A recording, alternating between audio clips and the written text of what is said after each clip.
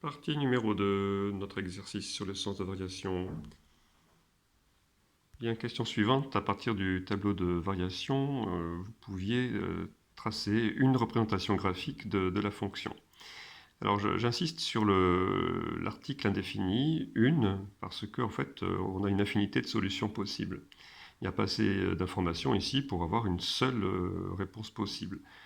Donc je vais vous en faire deux au lieu d'une, pour bien comprendre justement en quoi ce tableau ne donne pas toutes les informations possibles et imaginables sur la fonction. Bon, de toute façon c'est évident, hein, vous ne connaissez pas l'image de 1 par exemple. Bon.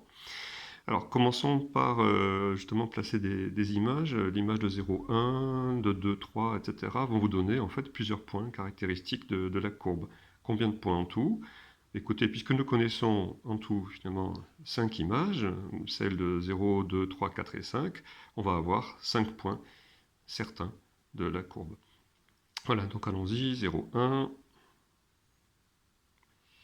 ensuite 2, 3, à peu près sur un papier qui n'est pas quadrillé. Hop. Voici 3, 0, 4 moins 1, et hop, 5, 0. Voilà, donc vous êtes sûr de passer par ces points-là. Voilà, alors maintenant il faut respecter le sens de variation.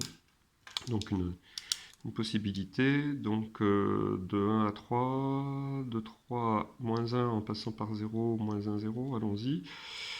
Alors, si vous voulez, vous pouvez carrément faire des segments, mais là j'essaie de faire une jolie courbe quand même.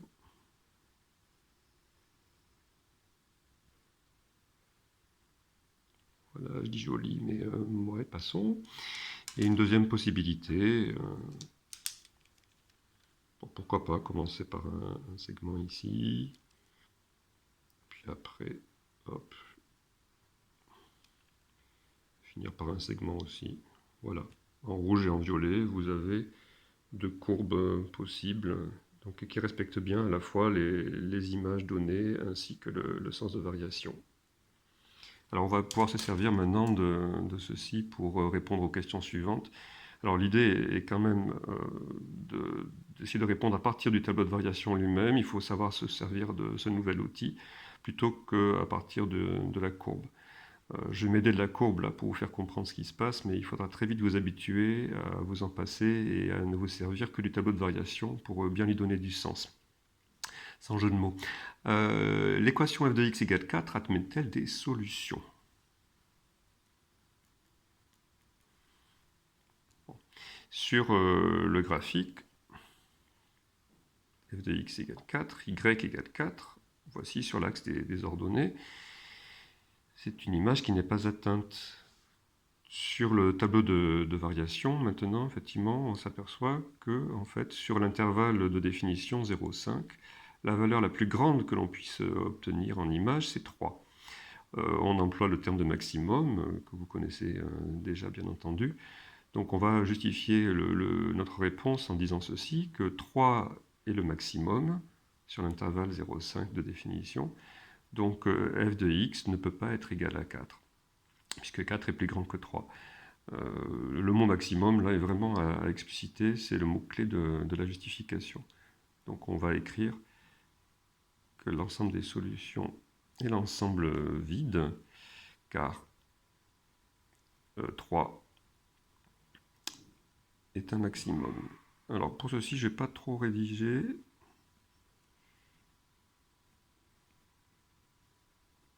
Je vais être plus complet sur le PDF que je vous envoie. Et dernière question, préciser sur quels intervalles les images f de x sont négatives.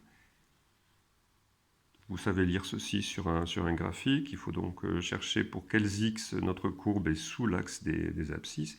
Habituons-nous maintenant à regarder ceci sur le tableau de variation. Donc on veut avoir des images négatives donc en dessous de 0. Et c'est là que l'image de 3 égale 0 va intervenir. Sinon on n'aurait pas pu répondre à la question.